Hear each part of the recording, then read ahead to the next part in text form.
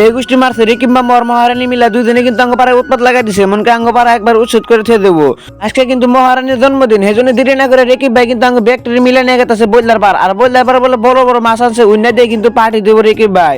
তো ভিডিওটা শেষ পর্যন্ত দেখতে থাকেন।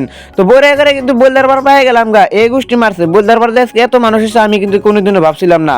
তো আপনারাই কিন্তু দেখতেছেন। আর আছে কিন্তু বললার পার বেচা কিনে খুব ভালো, আর মানুষই কিন্তু বড়িয়ে আছে। মানে আজকে কিন্তু পুরা মঙ্গলবারের বাজারে না গেলে হয়েছে, মানে কয়বার গেলে মঙ্গলবার বাজারে। আর আঙ্গা আব্বা বেচা কিনে কিন্তু আজকে খুব ভালো। তো বড়ে করে কিন্তু এই গোষ্ঠী মারছে, মাছ বাজার আইলাম না একবার গাড়ির ডিলার আইলাম, মানে এত গাড়ি।